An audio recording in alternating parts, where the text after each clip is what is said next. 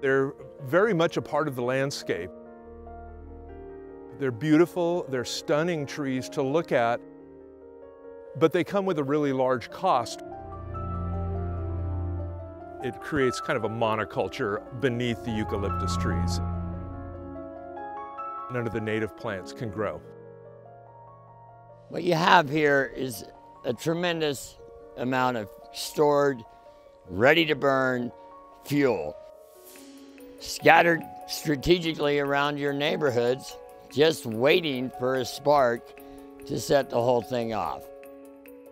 As soon as you establish monocultures of non-native species that have no evolutionary history, things get messed up, really messed up. The blue gum, the large eucalyptus, march ever outward in all directions. They're basically taking up land that is now not going to be able to be used by all the native birds that enjoy a native habitat.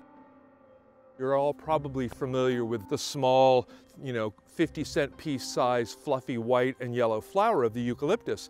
Well, all of the species of birds in Australia that feed on the eucalyptus feed on those flowers, but they all have really long curved bills to keep their nostrils away from the sticky, gooey part of the flowers. They're every bit as gooey there and sticky.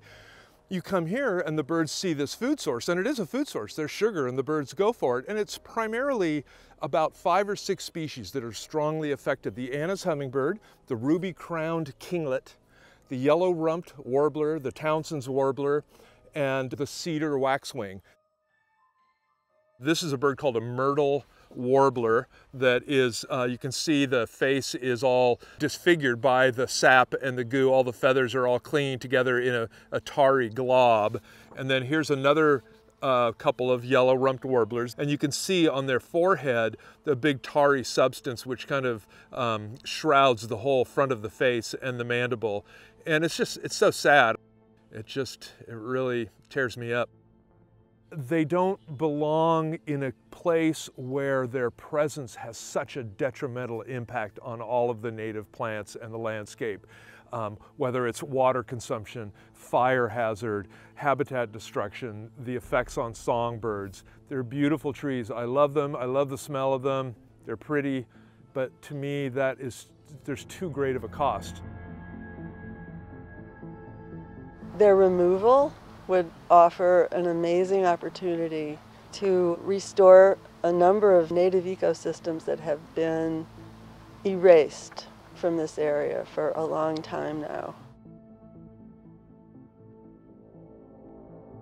Though it may not be apparent, invasive or introduced species like eucalyptus interfere with the evolutionary history that is established through eons between basically plants and insects. Insects are the best at converting energy by eating plants and then letting other creatures eat them. Then other creatures eat that and other creatures eat that. And it goes on in a healthy, diverse ecosystem. So that becomes an ecological desert in a eucalyptus grove. The fire weather scenario that we fear the most is during our offshore wind events. Some people call it the Diablo wind events, blowing from the east or northeast. In that scenario, should an ignition occur, say in the Dogtown area where all kinds of power lines converge, right there you have a large stand of eucalyptus that looms over the native forest. So if a fire starts there during one of these wind events, gets up into the eucalyptus, you immediately ramp up the intensity and the fire spread just by virtue of the height of these trees. And they're also very efficient fire spreaders, as the bark, the long streamers of bark, will get sucked up into the rising plume, and they can stay burning and capable of starting new fires for miles and miles. So that's the top of Horseshoe Hill. Then there's another large stand of blue gums as you drop into Paradise Valley.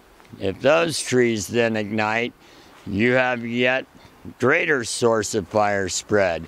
And on down the line, as you get down by the nursery at Olima Bolinas Road and Horseshoe Hill, there's another big stand of trees. All these stands I'm mentioning are on Wildfire Safe Bolinas' list of eucalyptus stands to be removed.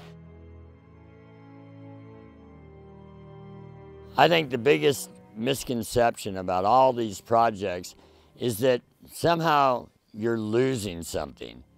We are going to gain beautiful areas of native vegetation, native ecosystems that, as they sit in this moment, are basically deserts as far as wildlife is concerned.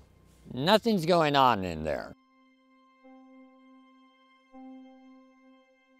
There it goes.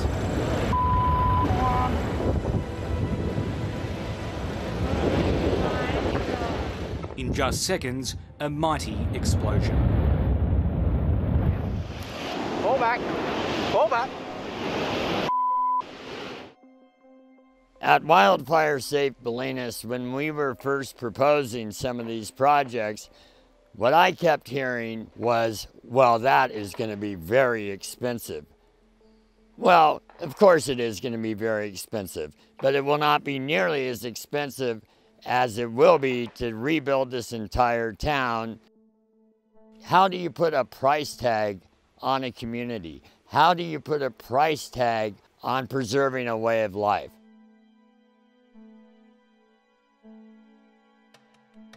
Although it was said that it would be jarring to see the eucalyptus go, I don't feel that way. When I see them removed, I see other beauties revealed, and I rejoice at that.